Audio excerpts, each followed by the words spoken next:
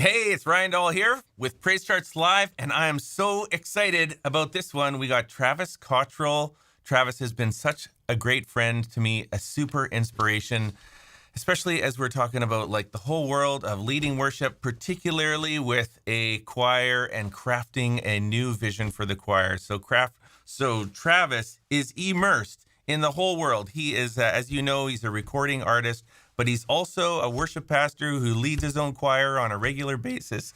And little secret note, he's sending me texts and voice messages every now and then. He's like, Ryan, where's the chart for this? How can I get that? Hey, I got some ideas about this. Oh, you should consider things. So he is like a behind the scenes great inspiration for us here at Praise Charts. Great friend. And we're going to get to spend the next half hour or so together talking with Travis about crafting a new vision for the church choir. Let's bring in Travis Cottrell.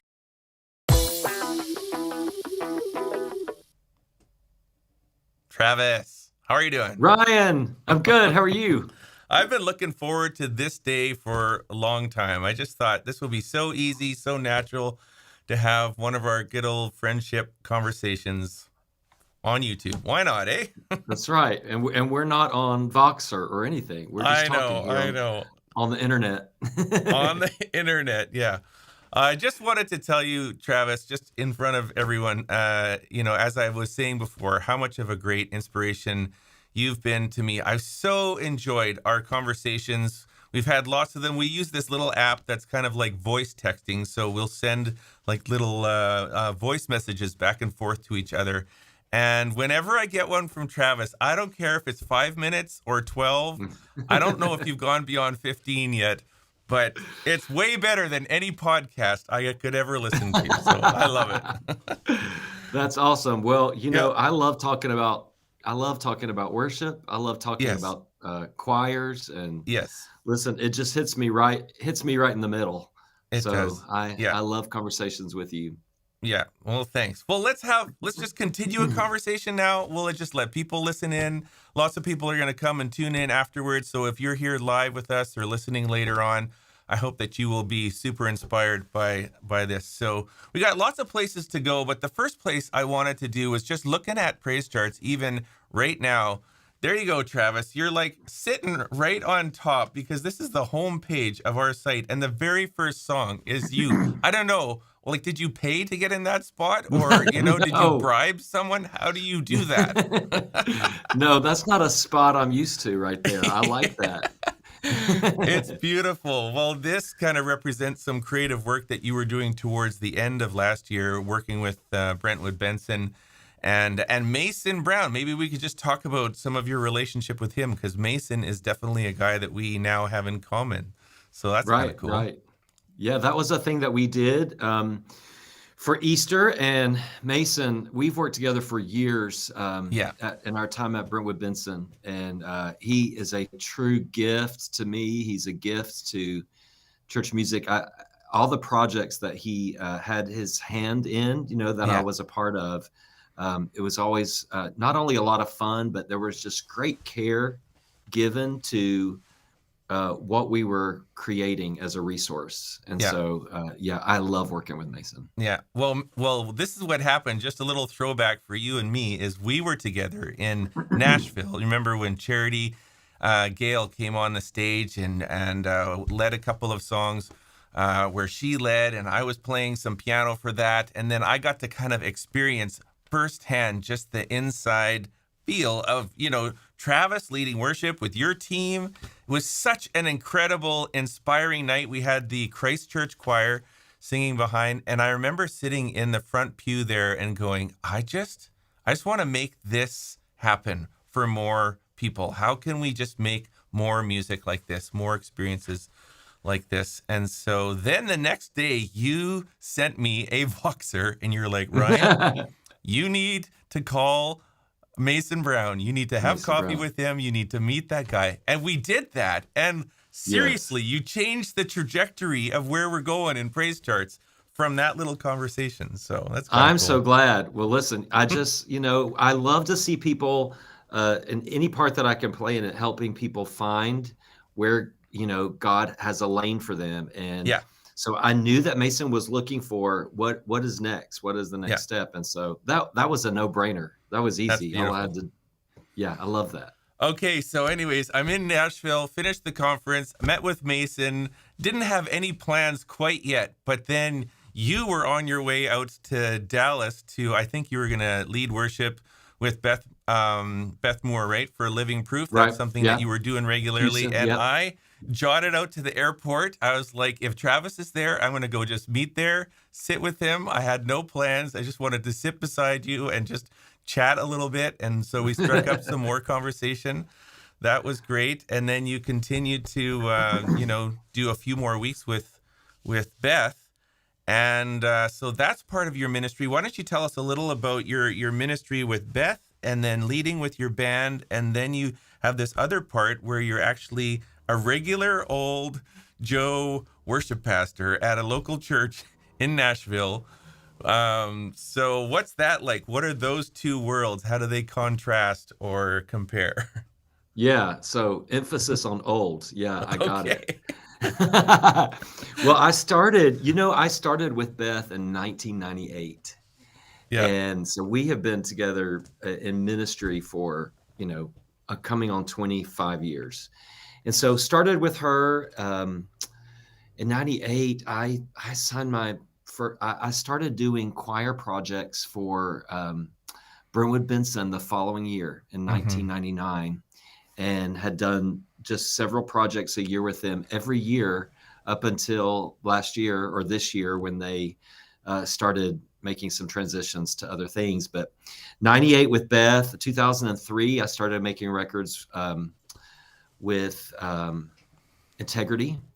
And then, I was just kind of doing like the worship artist thing. I don't even know what to call it, because worship artists weren't even a thing in the early 2000s. We were just, all I loved, here's what I loved, and I still love, the things that I loved at the beginning of my ministry are still the things that I love. And that is bringing everybody to on the same playing field, on the same, I don't even like the word platform. I just on the same playing field, and offering resources to help churches come together and worship. And so whether it was doing it on paper for a church where I couldn't be at, or it was stepping into a church and working with a choir, a band, whoever they had, that's just kind of been what I've been doing all this time. And so, and I loved doing that on the road, kind of full time, which is what I was doing. Then 2010, we took a turn because the Lord called my family and me to move from Nashville to Jackson, Tennessee, where we served at a church there for 10 years. And so we served there from 2010 to 2020. And then in 2020, right in the heart of the pandemic, I mean, not even the pandemic, but the actual lockdown, right in the heart of the lockdown, God called us back here to Middle Tennessee at Brentwood Baptist. And so loving my time here. We still travel with Beth, still recording and doing all the same stuff, but we really kind of, I just love being with the church family Sunday after Sunday and taking them from one place to the next. And then instead of starting over the next night with a different group, like we pick up there the next week and hopefully move forward in Jesus every week, just a little bit together. So that's what I'm doing. It does make talking to you something special, because you really know what it's like, not just to be on stage where you're singing the same songs with the tight band week after week, but you know what it's like to be in church with the choir, with the orchestra, running the Wednesday night rehearsal, the whole thing. I mean, many times when I'm sending you Vox messages, you're like, Ryan, I'm exhausted. It's 10:30 at night. I got to go walk my dog and, have something to drink before I crash in bed. Right. But and I say, and I have no filter, so I need you just to figure that out. Figure whatever out. Make it work. Make it right. No, but it's nice to talk to someone who just knows what it's like to be, on the ground. And that's who we're talking to today. We're talking to worship pastors who want someone that can identify with them. But also, I know the pandemic for sure has kind of created a bit of a reset in so many areas of the church. And I feel like with the choir as well. But it's a positive thing. It's allowed us to check our engine again and go, okay, where are we going? And are we open to some new ideas, some new sounds, some new vision? That's a lot of what we're talking about. And we want to be a part of that in Praise Charts as well. So Right. we're going to Well, I'm get, glad you, yeah, go ahead. I'm glad you said that, because I do believe, like, in a lot of ways, the pandemic, I won't, I'm not very profound. I don't have a Yeah. big announcement here about Yeah. what the Okay. pandemic did or didn't. But Okay. for me, what it did was show some places where we were really lacking, Yeah. and some places where the church in general had just kind of settled into our own comfort and our own normalcy. And we weren't thinking outward. We weren't thinking gospel centered. We weren't thinking evangelistic. Yeah. There were just a lot of places where we were like, my goodness, we got caught. We just got caught not really knowing which way was up, because in a lot of ways we were on autopilot. Yeah. And so, and I thank the Lord for the pandemic for a lot of reasons, but one of those is just to kind of awaken my spirit and my calling as a worship leader, and to help me, that God would use this time to help me think forward, think up and think forward. And that every way that I've considered, maybe I've been wrong about some things. Maybe I've had some sacred cows that I needed to let go of or walk away from. And why do we have a choir? Why do we do the things the way we do? Why are we singing the songs we sing? Yeah. What's the motivation, and where's the Holy Spirit in it all? So it's a great season to be alive and to be ministering the gospel, because everything's new. There's nothing that we're just holding on to. Let's get going with what God has for today and tomorrow. Yeah. Be thankful for yesterday. Yeah. But what is he doing now? Our God is a creative God. And if we think that he's done being imaginative, then we've got another thing coming. Well, I think, why don't we just go there right now? We'll go a little deeper in this conversation about, what possibly is changing. What new things could we consider? And I'm going to invite you, Travis, as much as you're open, to just, be a little vulnerable with me as you think about looking on your last 5 or however many years and think, here are some areas that I want to grow in. These are some places I'm passionate about encouraging the church to, open up our eyes to some fresh vision. We don't necessarily have to do things the way they've always been done. So why don't you just talk to me candidly about what do you see? What do you see as possibly some new vision that we could look towards in the future? I mean, let's talk about the sound of the choir and orchestra. There's that classic, I don't want to call it old, but church sound. Does that need upgrading? Is that possible? There is the role of the choir. Are we just an offertory special music place in the service, and we're just kind of waiting for that moment to shine? Is there a new vision that way?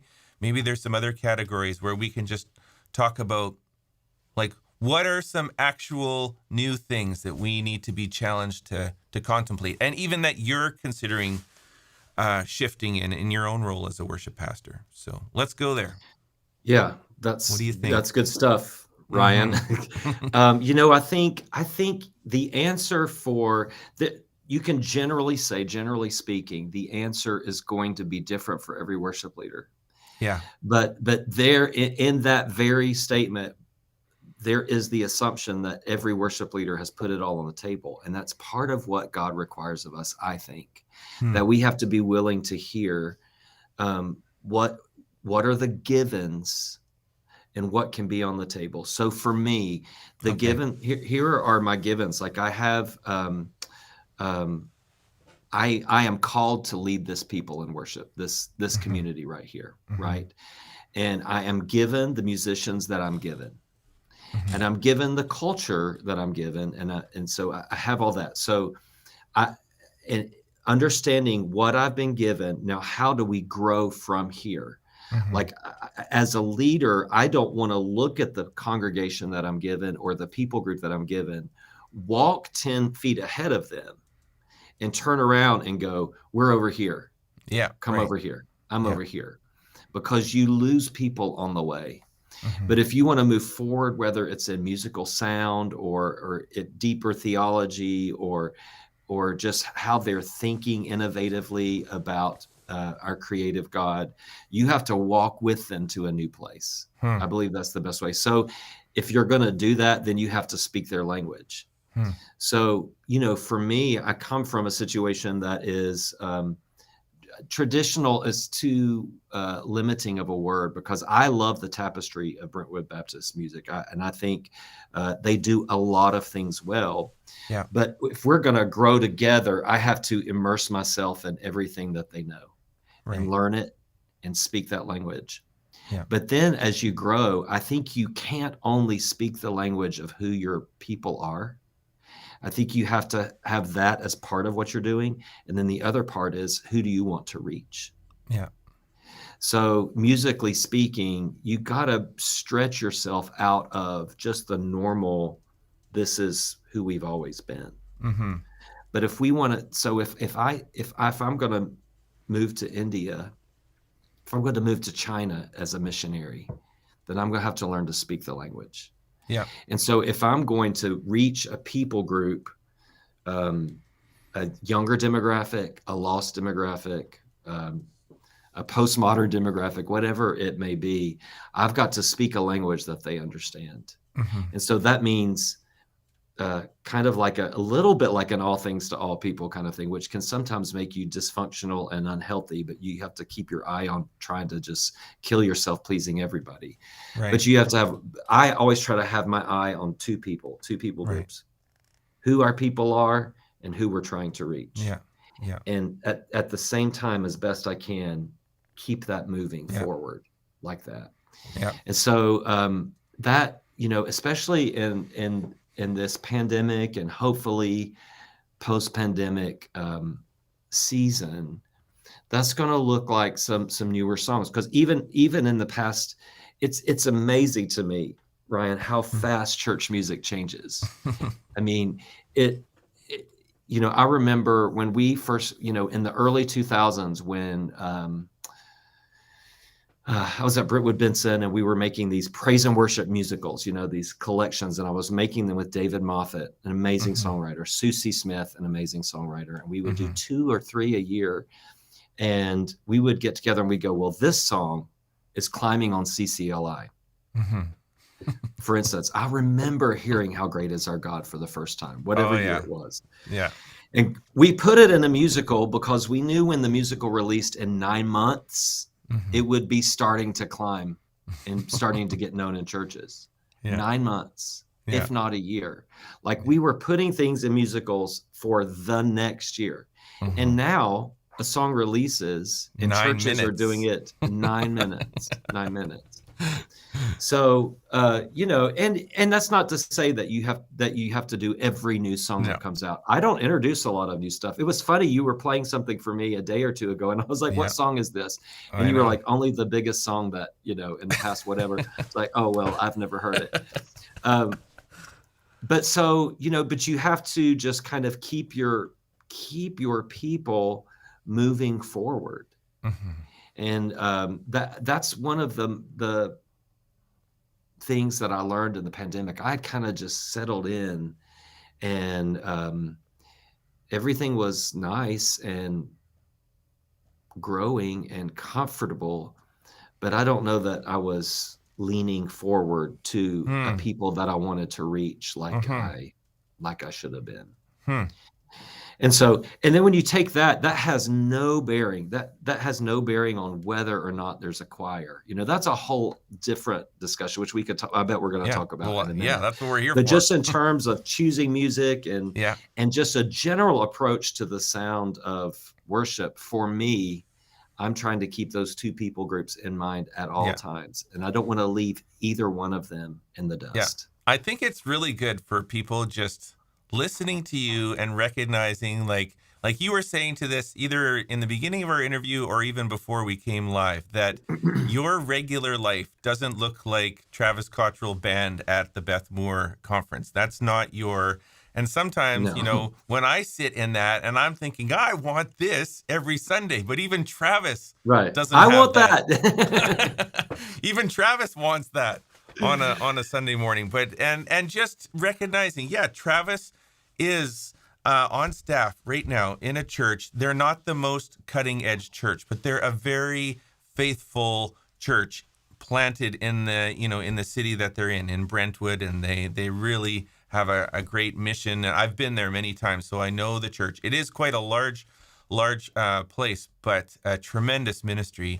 But it's just good for perspective to go, okay, yeah, Travis gets it. He gets that we have to, work with the people that we're given, kind of like what you're saying, Right. and then And nudging forward.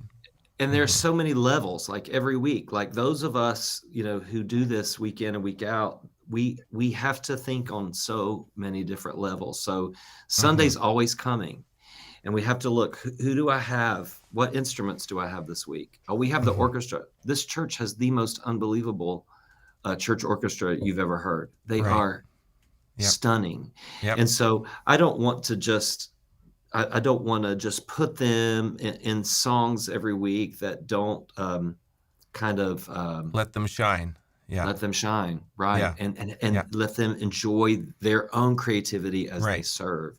Yeah. And then we have this choir. And so on Sundays when we have choir and orchestra and band, and then, what's the pastor teaching on? Where are we Right. going? What Yeah. are the other elements like? And then narrowing down to 3, 4 songs where on all those levels, like it has to click. Yep. And so I'm right there with all of us every week. And it's Tuesday. Am I ready Yeah. for Sunday? I don't know. I think I am ready for this Sunday. Okay. But not the next one. But not the next one, that's for No. sure. Yeah. Okay, well, how about let's just talk, let's lean in a little more too, because you were saying that even as you kind of get comfortable with where you're at, you are feeling like you want to lean forward a little more. So what does that look like for you in your situation? Does it, are we talking about a sound, or again, I'm wanting to focus in a little bit on the sound of the choir and the orchestra and the church, and also the purpose of the choir and orchestra. And are there in those two areas, are there any ways that you feel like you're wanting to lean forward, lean ahead without getting too far ahead, Right. Yeah. Well, I think, one thing, I was just in a meeting with the worship staff and planning for this Sunday, and one of the girls on our staff, we were listening to a song, and she's like, we need to do this song. And I listened to the song and I was like, oh my goodness, that is a good song. Why are we not doing this song? And the thing about it is, I think sometimes we expect too little of our people. Like, we expect them to not be able to pick up new songs. We expect them to not like new things. Like, we are so used to Christians being mean and horrible. Yeah, I said that, didn't I? Well, we kind of are. Yeah. And, I found that my church buddy here, they're really smart and they really like excellence, and they love moments where the Spirit breathes new and creative life. And so for me, what that looks like, it means diversifying even more. Like, I think my church, I think there's a space for us to lean a little more modern. I think there's a space for us to lean a little more classical even. On Palm Sunday, we're doing the work. I don't know if you know this work. Palm Sunday, we're doing a work from like 1993. Yeah. I want to say. Yeah. It's let me see what this 1994, called Savior. Okay. It was written in oratorio style by a guy named Greg Nelson and Bob Farrell. They were some of the biggest writers of all time, true legends in Christian music. And it was orchestrated by Ron Huff and David Hamilton. David serves here. He plays the piano here and serves here. And so on Palm Sunday, we're doing this oratorio, and so, but then that morning we'll do whatever, we'll do, Never Lost, whatever. So anyway, I think where God is leaning me is to not just keep it in the safe Travis zone, right? But to trust our people are ready to lean a little more aggressive, but also lean a little more introspective and reflective, and just think bigger. Like I'll never forget one of the early prayers. Beth would pray, and I still hear it. She would pray, "God, make me smarter than I am. Make me think bigger than I think. Make me more creative than I am." And so that's where I'm leaning in, is I want to diversify even more. Yeah. And I think even for our people here, I'm so crazy about this church for a lot of reasons, but one of them is it's a super diverse thing, and you can do this week and this the next week. And I think, the important thing to do is to really be in tune with who your people are, right, and who the people are that you can reach. So it always comes down to that. Yeah, beautiful. I was just remembering at Music Nashville in January, they had you get up and sing a song, and apparently you were a little bit almost resisted because you remember that song? Did not love that. And Did not I know, love that. but because it's outside of that typical, middle of the road kind of comfort zone that you might have in your own style. It was more, I don't know how you would describe the tone of that song, but it was a moment, Travis. It was it was awesome. But unexpected. I get a little, everything for me, I don't mind things for entertainment purposes. I don't mind things being excellent and entertaining, but in the context of worship, at the end of the day, it has to be worshipful. And so, and that doesn't mean that it has to be the corporate participation has to be that they can sing along. It doesn't have to be that every time. Our orchestra plays, and it's some of our most beautiful worship moments. But I just wasn't quite ready that night to bounce out of corporate worship and into, what it was. But I was happy to do it and serve Renee in that way, because that's what she wanted. Yeah. Yeah. And the way, it's very possible to do a performance-based piece but not draw all attention to yourself. It's it's a character thing. And I feel like we were all in that moment together with you that night. So anyways, I just say that to say I appreciate that you're saying it's not all just about becoming more modern and more rock or more whatever. It's there could be classical sides as well. It's about kind of stretching ourselves, expanding our sort of sound palette, I guess you might say. So. That's true. And that's an encouraging thing when I have the chance to tell worship leaders wherever they are serving, don't let an industry dictate your calling or even your sound. Now, if the things that the Christian music industry, if the things that they give to you are life-giving, are a resource that serve you well, then do it. Yeah. But don't let them dictate what you can and can't do. God made you creative. God gave you who he gave you. Nobody else has the people that you have. Nobody has the reach that you have. Yeah. Take what people like PraiseCharts or, K-Love, whatever, worship together. Take what is useful for you, but you create what God has called you to create for your people, because only you are leading worship for such a time as this, in that moment, in that place. Yeah. And so, It's awesome. Okay, if you don't mind, I'd like to take a couple of moments, because we're just in a place in PraiseCharts where we've launched this new series, which we call the Signature Sessions. And this is actually, it's all grown out of our conversation there in January. You and me introduced me to Mason, and then Mason and I got kind of talking.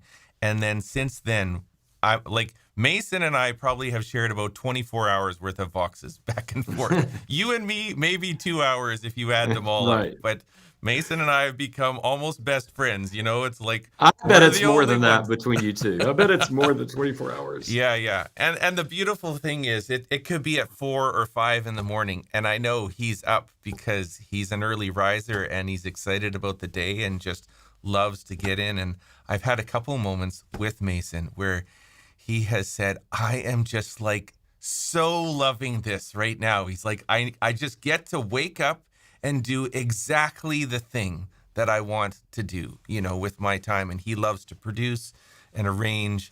And I think he's become really inspired by this sound. So this is the series that we've come up with, just trying to create some resources for churches that want to, expand their sound and some really great songs. So far, we just have 3 songs. House of the Lord, Same God. Same God was the song I had sent to you, and you were like, oh, I hadn't even heard it yet. Right. So I was like, Travis, it's like the biggest song from Elevation. I know. It's such a great song. So, but, I just want to open this up for you. I have sent you mixes of these arrangements, and you've given some great feedback because you've got that heart of the church in behind you, and you're just pressing me to be like, Ryan, you need to let some of this sound come out a little bit more or that. And so I was even going to just thinking, I'm going to play just 10 or 15 seconds of a couple of these songs. And then maybe you can tell me, make it like you're giving me some feedback in our old little Voxer chats where you're like, these are some sounds that I think the church needs to, that I think is going to be well received or that. So this is, Actually, I'm just going to go to the beginning of it here. I think you can hear it, right? Can you hear that? Is that coming through? We can talk while it's playing. Yeah.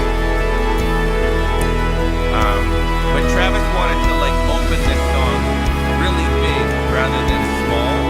So that's kind of a unique element to this arrangement here. And then it kind of goes small as we go into the voice. Right.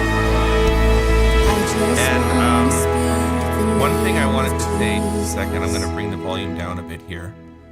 So Travis, so that we actually just released new vocals for this song. We cut a new lead vocalist on this. I'll have to send it to you so you can listen. So it's kind of fun. But I'm gonna advance up to 328 here. This is where it kind of breaks out into the bigger section.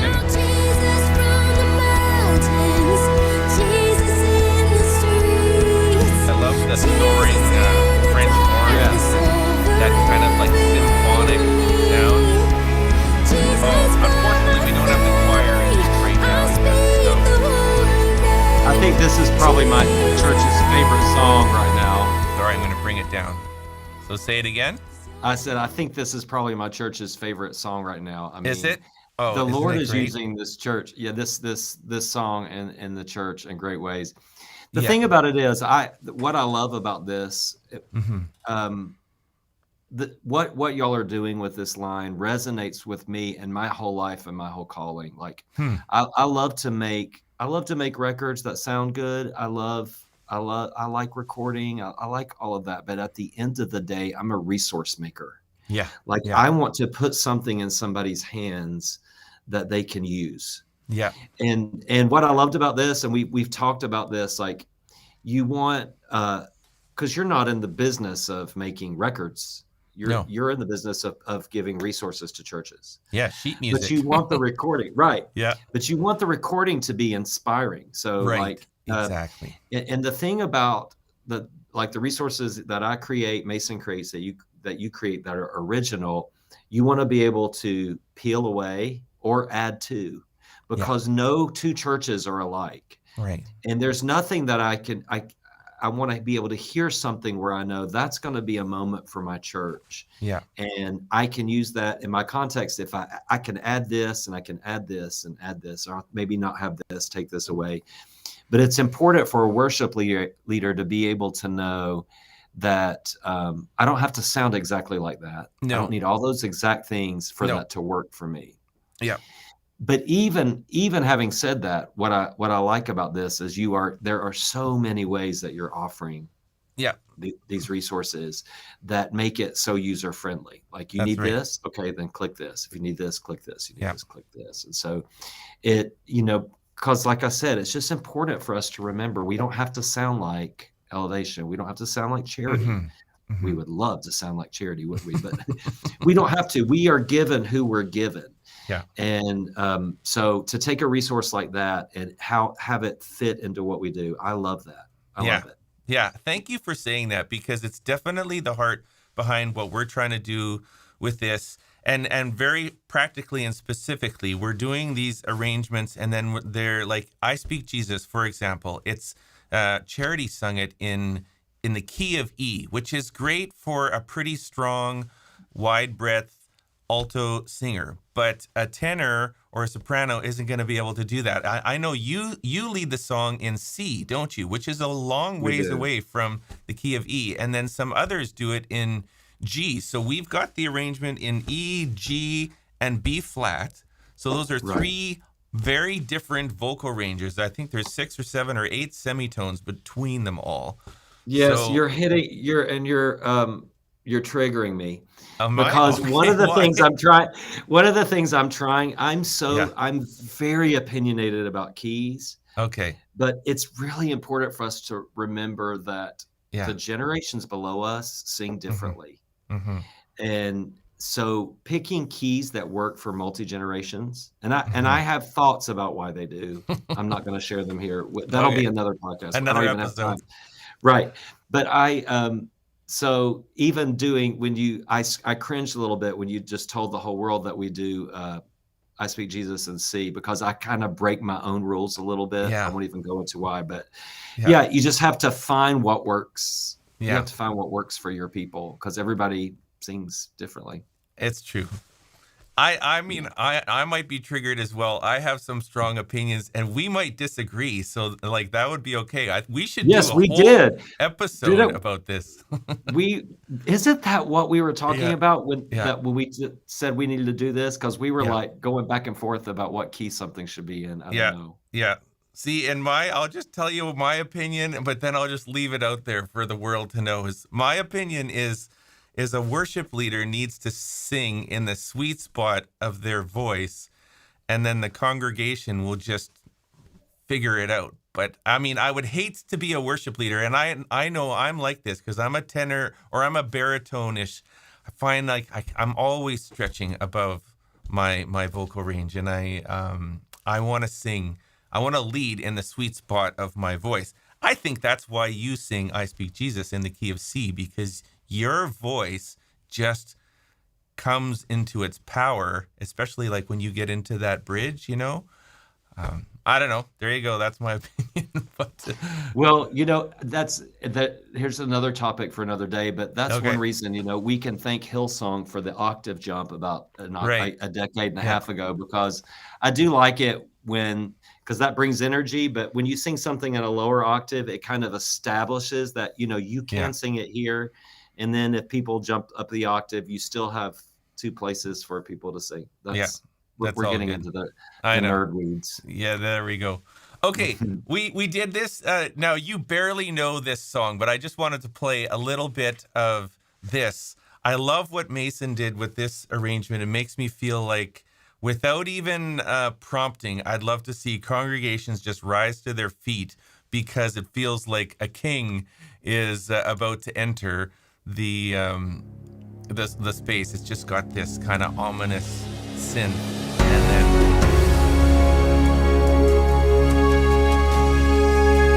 can you hear that?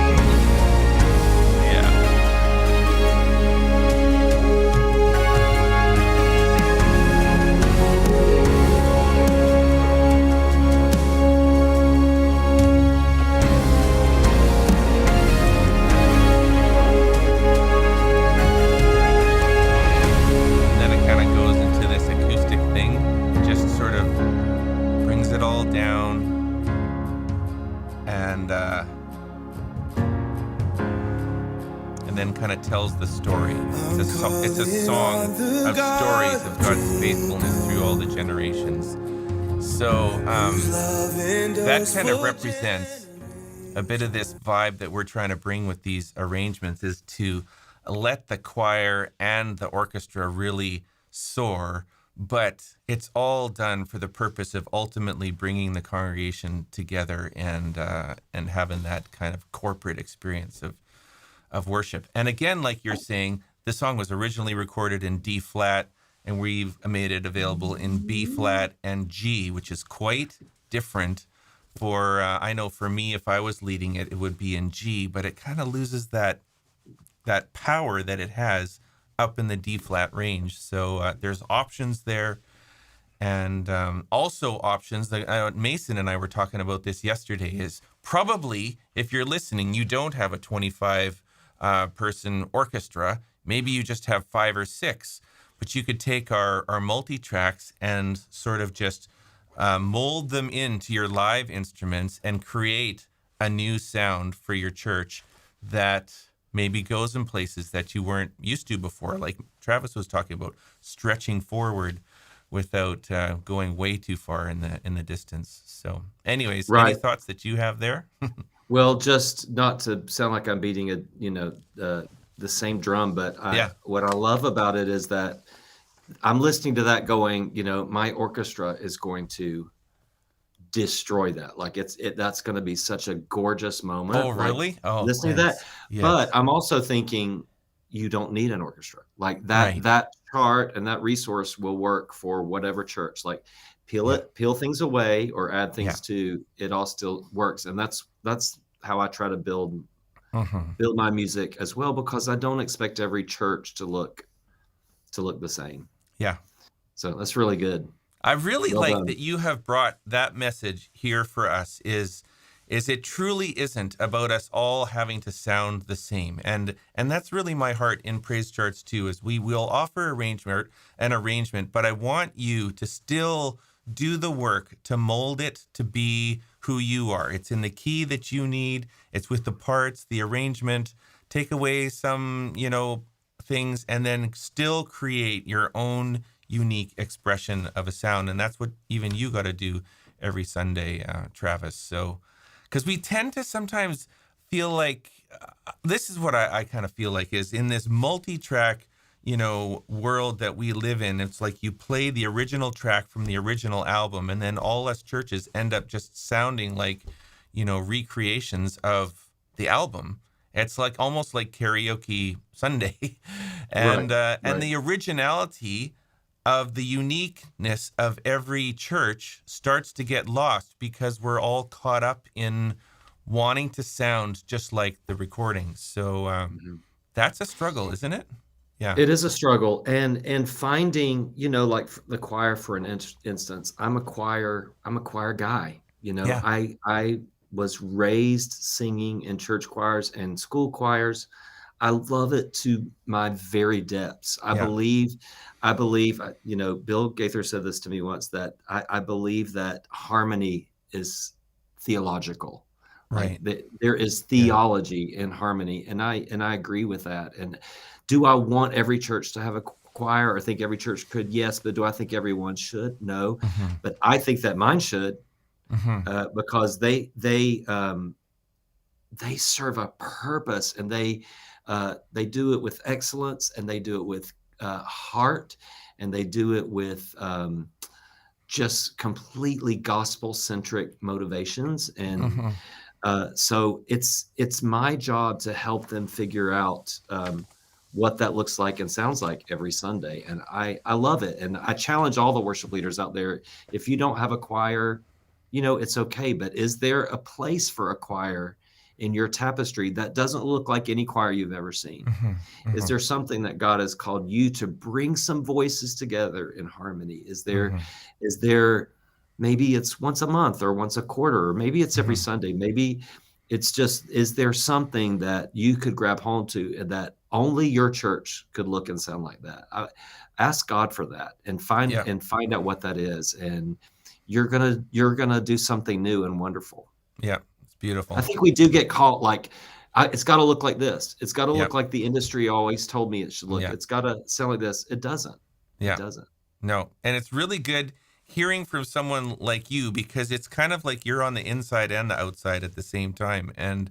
I really appreciate that. So little transition then as we are moving towards wrapping up. But I have one more audio clip that I won't play, but I'm telling you, I so wish I could. I asked for permission and I got flat out denied, because you're releasing, and we're putting onto PraiseCharts, your newest song, Kindness of the Cross. I literally have the audio right here. I could play it and then I would get fired. Worship Together said you can't. I don't know.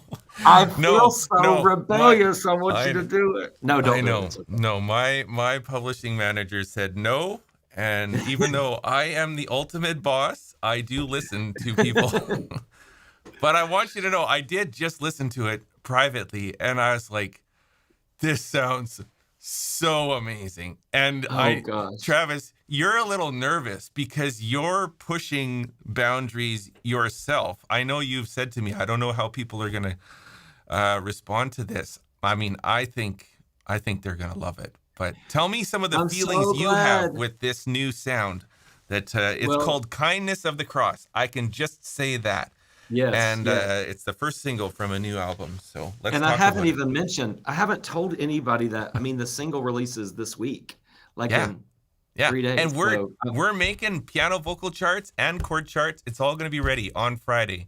So if you don't have it, Travis, come and get it to PraiseCharts. Well, so I'm excited about this. I got to work with a producer that I have dreamed of working with for 20 years, and that's Nathan Nockels. Yeah. He produced all the Passion stuff from like 1999 until like 2015. He produced, what was the song we were talking about? Oh, 10,000 Reasons. Yeah, 10,000 Reasons. Why did I not remember just that? 10,000 Reasons. Just 10,000 Reasons. How great is our God? The greatest songs of all time. Right. And so being so opinionated in my choices and thoughts about worship, I just went into the process going, I'm going to say yes to everything that Nathan tells me. And after a meeting, after the first meeting with him, I privately knew, oh gosh, we think differently about a lot of things. But listen, I've done this for so long. It's not going to hurt. It's going to be all right if I just let go of control. Just let go and see what God might do if I'm not micromanaging every tiny little moment. And so I had the best time working with him.